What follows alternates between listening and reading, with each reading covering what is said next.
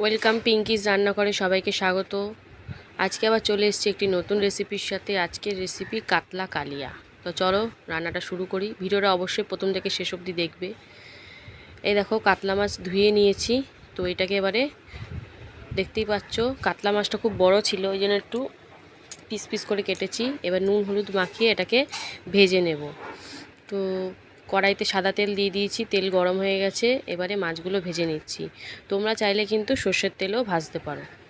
তো মাছগুলো দেখতে পাচ্ছ ভাজা হয়ে গেছে, লাল লাল করে ভেজে নিয়েছি। তো মাছগুলোকে এবার তুলে নেব।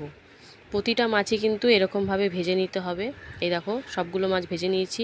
তেলের মধ্যে ফোড়নে দিয়ে দিচ্ছি সাদা জিরে ও গোটা গরম মশলা। এবার দিয়ে দিলাম পেঁয়াজ কুচি, দিয়ে দিচ্ছি আদা রসুন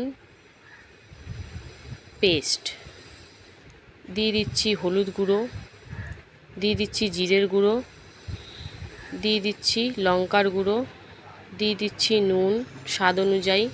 দিয়ে ভালো করে মশলাটা মিশিয়ে নেব। মিশিয়ে ভালো করে কষিয়ে নিতে হবে, যাতে মশলার গা থেকে তেল ছেড়ে দেয়, সেরকমভাবে কষিয়ে নেব। এই দেখো মশলাটা সুন্দরভাবে কষে গেছে। এবারে আমি এতে দিয়ে দেবো পরিমাণ মতন জল। ঝোলটা ভালো করে ফুটে গেছে। এই দেখো এবারে ভাজা মাছগুলো এর মধ্যে দিয়ে দিচ্ছি। আমি খুব বেশি গাঢ় করব না, আবার খুব একটা পাতলাও করব না। এই দেখো সিম্পলভাবেই রান্নাটা করেছি। ঝোলটা টকবক করে ফুটছে। এবারে ভালো করে নাড়াচাড়া করে নেব। এই রেসিপিটা কিন্তু ভাতের সাথে, গরম গরম ভাতের সাথে খুব ভালো লাগবে। দিয়ে দিচ্ছি গুঁড়ো গরম মশলা।